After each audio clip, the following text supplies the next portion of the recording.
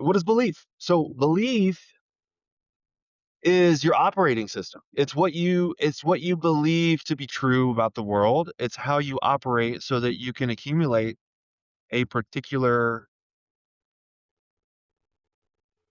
source of energy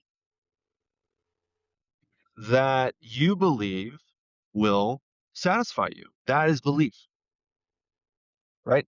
You believe that food will nourish you, and so you eat certain food. You believe that certain food is good, so you eat certain food. You believe that by taking this job, you will live a good life, or you will earn money, or you will not have to suffer any longer. Like, these are beliefs. Everything is belief. Everything that you do to operate in a certain way, the way you operate is your belief. And there's a certain goal, there's a certain objective, and there's a way of operating that aims to pursue that goal and that objective. And so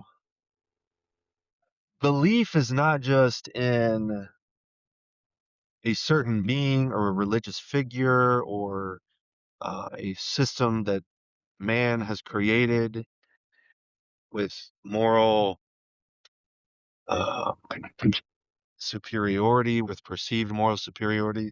That is not belief. Belief is how you live your life. It is much more tangible, applicable to everybody's life than which religious figure you believe has already saved you, therefore not changing how you operate your life today.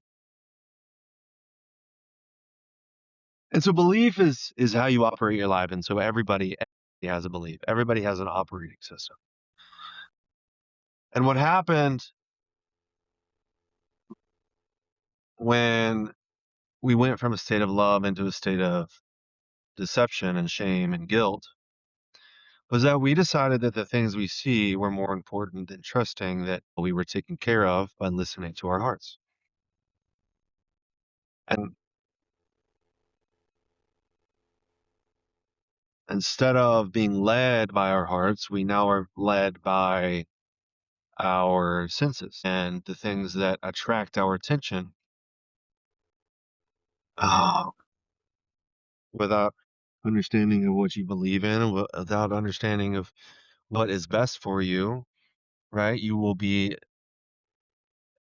guided by your senses and what you can see, therefore what you can predict, therefore what you know. Your life is a series of predictions and calculations and risks being taken or not taken based on what you believe is going to provide you with a safe life. And it's based on the amount of fear that you have. Because in a moment of making a decision based on risk, based on, well, do I take this other job or do I stay in my current job? And the other job is going to have more money.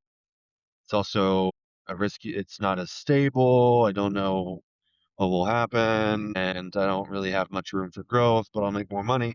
Or I'll stay here, stay comfortable. There's more opportunity for development, but it's kind of boring. And so, like, there's different options. There's different things that weigh on your opinion as to whether or not you'll take that job. And the risk that you take is based on fear. What do you fear most? Do you fear not having money?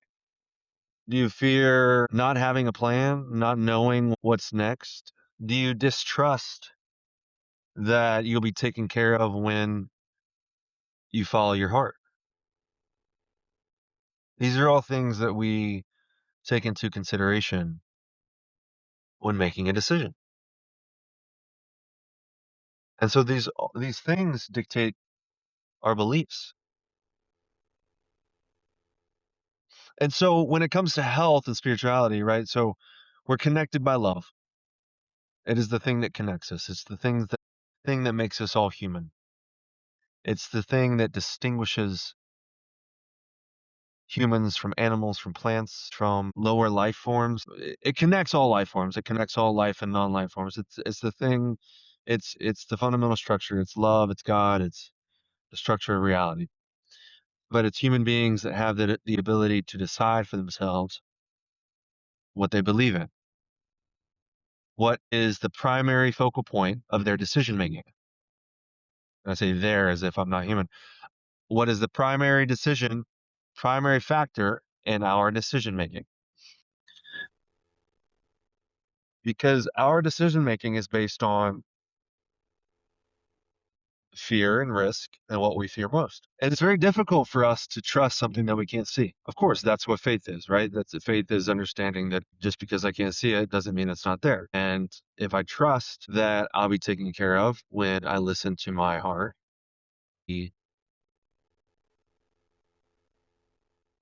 that no matter if it's what I predicted or not, something good will come out of it.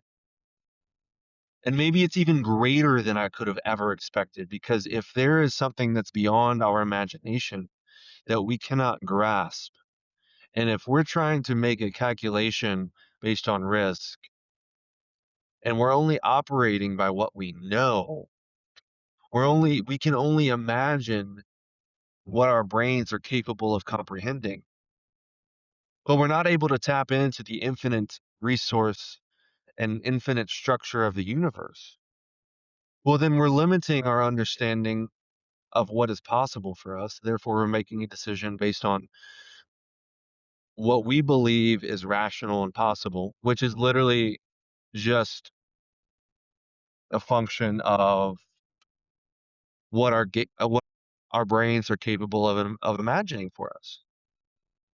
But if you think about what you are one of 8 billion people on this earth. I don't know the numbers on how many people we tend to know. But even then, if you think about our immediate family, there are things about our immediate family that we don't even know about. We don't know what they're doing at work. We don't know like the ins and out of their work. We don't know the ins and outs of who they know. I know my family doesn't know a lot of people that I know. They only know a certain part. Most people only know a certain portion of you. And so in your world, there are already nobody knows the same thing that you do.